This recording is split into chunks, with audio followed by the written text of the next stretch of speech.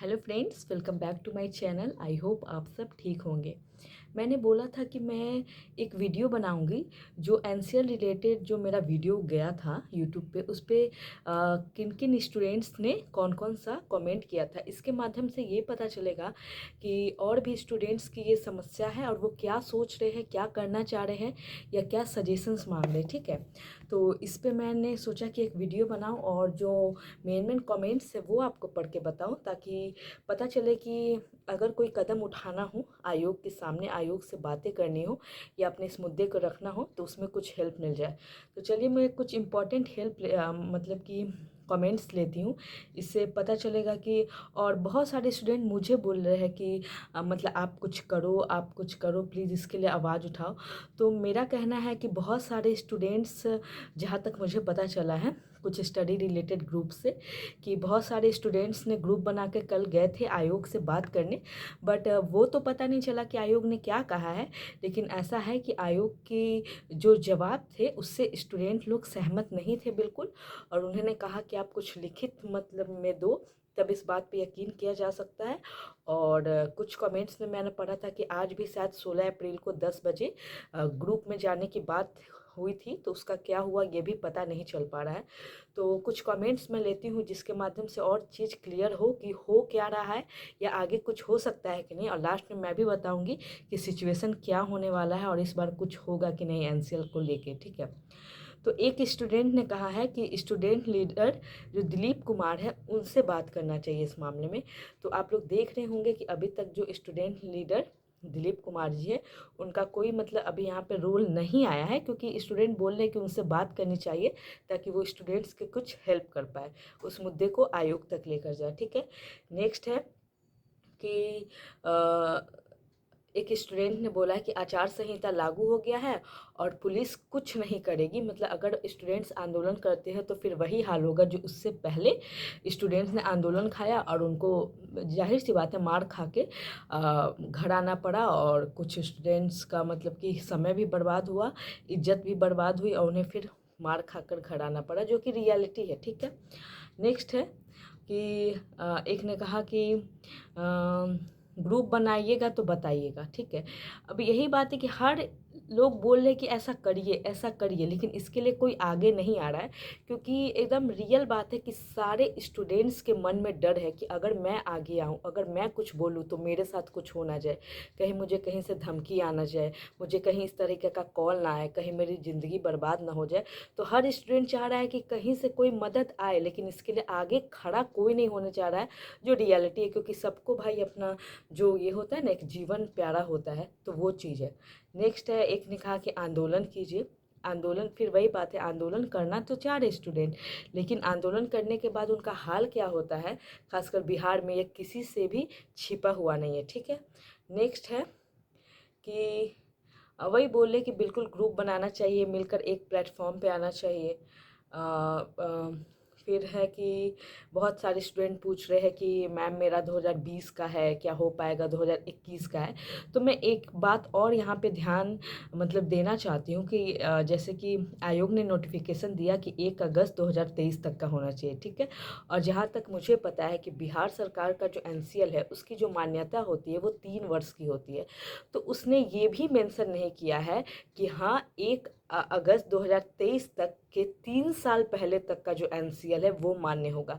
उसने ये तो कह दिया है कि इस फिक्स डेट तक इसका कट ऑफ है, लेकिन उसने ये नहीं कहा कि प्रीवियस कितने ईयर तक वो मान्य रहेगा। बाय द वे, मान लीजिए कोई स्टूडेंट 1 अगस्त 2022 और 1 अगस्त 2023 के बीच का है तो उनका तो चलो चलेगा, लेकिन अगर किसी स्टूडेंट का 2020 का है, 21 का है, तो उनका चलेगा कि नहीं, ये भी एक प्री जो डेट है वो भी आयोग को मेंशन करना चाहिए कि इतने से इतने डेट तक का चलेगा। ठीक है, तो इस विषय से भी बहुत लोग परेशान हैं कि क्या मेरा 2-3 साल पहले का चलेगा। ऐसे मुझे तो लगता है चलना चाहिए, क्योंकि 3 वर्ष अगर मान्य है तो कम से कम 21, 22, 23 ये 3 साल का तो चलेगा ही चलेगा, लेकिन कट ऑफ डेट होगा आपको 1 अगस्त 2023। ठीक है, नेक्स्ट है आपको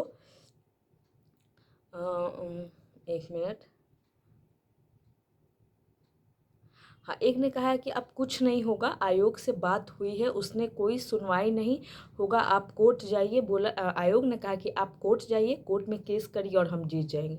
जाहिर सी बात है, वो आयोग है, वो जीतेगा ही।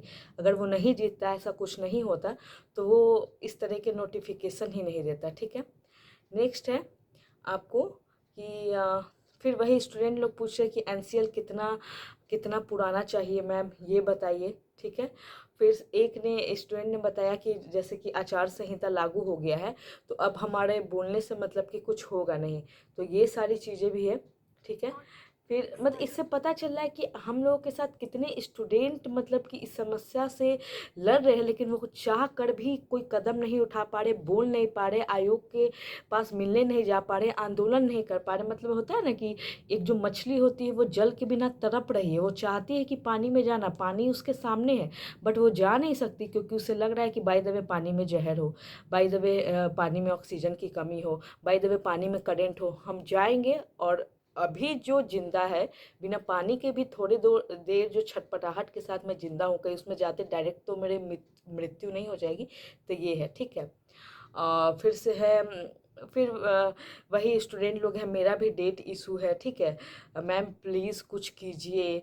कुछ ग्रुप, एक ने बोला कि कुछ ग्रुप काम नहीं करेगा, हमने 689 जो मद्य निषेध जो आपको बिहार मतलब पुलिस का हुआ था, मैं बढ़िया नंबर रहते हुए बाहर हो गए थे। और ये मैंने भी देखा था, मैं जिस ग्राउंड में जाती थी, मैंने ये पहले भी बताया था, उसमें 2-3 ऐसे स्टूडेंट थे जिनका रिटेन पास हुआ था, फिजिकल उनका बहुत अच्छा था, वो फिजिकल भी दे दिया। लास्ट में ऐसा ही झमेला किया था जिस कारण से सारे स्टूडेंट छट गए और लास्ट में उनका नहीं हुआ। ये रियलिटी है, मैंने भी ये चीज़ देखा है। ठीक है, नेक्स्ट है कि बहुत स्टूडेंट ने सजेशन दिया कि जब तक फॉर्म भरने का लास्ट डेट था तब तक का तो उसे देना चाहिए था, जो कि जाहिर सी बात है। ठीक है, और किसी कोई बोल रहे कि मेरे पास सेंट्रल वाला है, सेंट्रल वाला चलेगा क्या? तो ये आप जान लीजिए, ये बिहार का एग्ज़ाम है, तो इसमें सेंट्रल के एनसीएल की ज़रूरत नहीं है, इसमें बिहार की ही एनसीएल की ज़रूरत पड़ेगी। ठीक है, और फिर देखिए एक स्टूडेंट पूछे कि मेरा जून 2022 का है, क्या चलेगा? तो यही सारी जो कन्फ्यूजन्स है कि स्टूडेंट्स को एक तो पता है कि कब तक का नहीं चलेगा, लेकिन ये नहीं पता है कि कब तक का चल सकता है, कितने प्रीवियस ईयर तक का चल सकता है। तो ये भी एक समस्या, वरना स्टूडेंट्स लोग के इतने सारे जो कमेंट्स हैं वो नहीं आते। ठीक है, और मैं आपको एक बात बता दूँ, एक टेलीग्राम पे एक टीचर है जिनके ग्रुप से मैं जुड़ी हूँ, तो उन्होंने भी बोला है कि ये जो तरीका है ना, वो एक मतलब कि एक हम तानाशाही तरीका। ठीक है, इससे क्या है ना कि स्टूडेंट्स को जानबूझ के छांटा जाना। और इससे पहले मेरे चैनल पे 1-2 स्टूडेंट्स ने कमेंट किया था कि जो पीटी में जो बीच में बहुत हंगामा हुआ था, ट्वीट हुआ था, आप लोग जानते हैं कि पेपर लीक हुआ था, तो बहुत सारे स्टूडेंट्स ने कहा कि नहीं नहीं, पेपर नहीं लीक हुआ था, ये सिर्फ अफवाह थी। तो देखिए, पेपर लीक हुआ था। ठीक है, आपके पास ये सबूत नहीं हो, लेकिन मैंने मेरे कुछ ऐसे लोग हैं जिन तक क्वेश्चंस पहुंचा था। ठीक है, और वो ऐसे स्टूडेंट्स थे जिनका मतलब कि क्वेश्चंस कौन लेते, किनके पास पहुंचा, जिनका पढ़ाई से दूर दूर तक कोई वास्ता नहीं होता। ठीक है, लेकिन फिर भी कुछ स्टूडेंट ने बोला कि पेपर लीक नहीं हुआ था।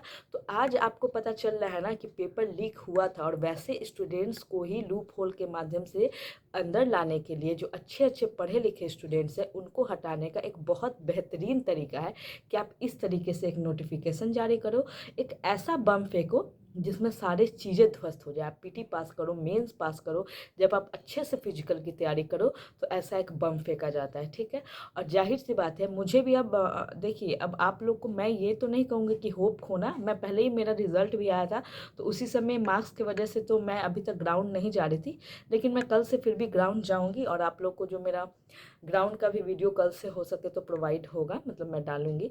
तो मुझे भी अब लगता है 85 से 90% लगता है कि इस केस में अब कुछ नहीं हो सकता है। ठीक है, क्योंकि 689 में भी कुछ नहीं हुआ था, स्टूडेंट्स ने किया था।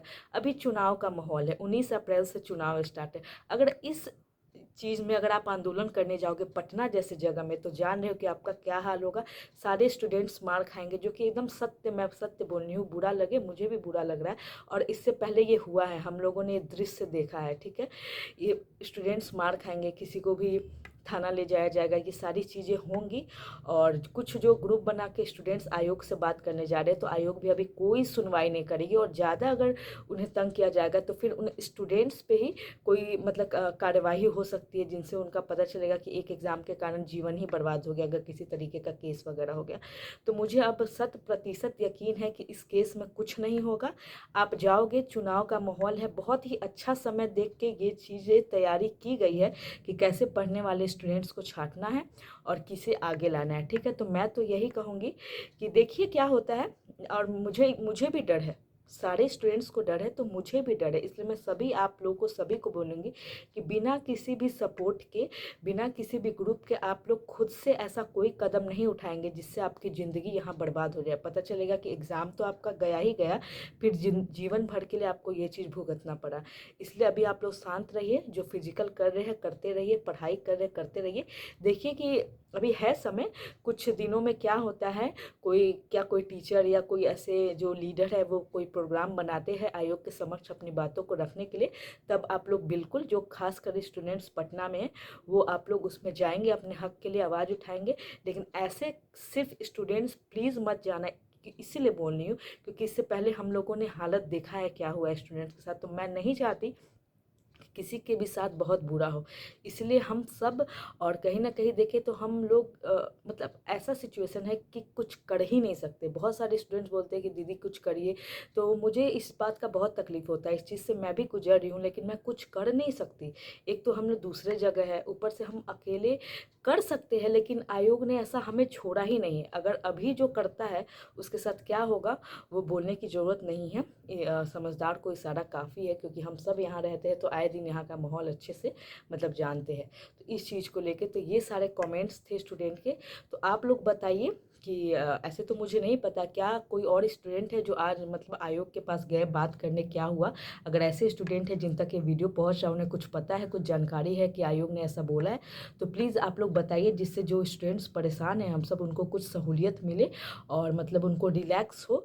और मुझे तो ये पता है कि कुछ नहीं होने वाला है। आप लोग भी जो झूठा होप है उसको उसको ख़त्म करो कि कुछ होगा, ऐसा कुछ नहीं है। मुझे भी लगता है कि अब कुछ नहीं होगा, एक डर का माहौल क्रिएट कर दिया गया है, और उस डर से कोई स्टूडेंट नहीं बोलेगा। मैं भी बोल रही हूँ, मैं भी कहीं ना कहीं उस डर से नहीं बोलूँगी कि कहीं कुछ ऐसा हो ना जाए, इसलिए कोई स्टूडेंट नहीं बोलेगा। होना रहता तो अभी तक हो गया रहता।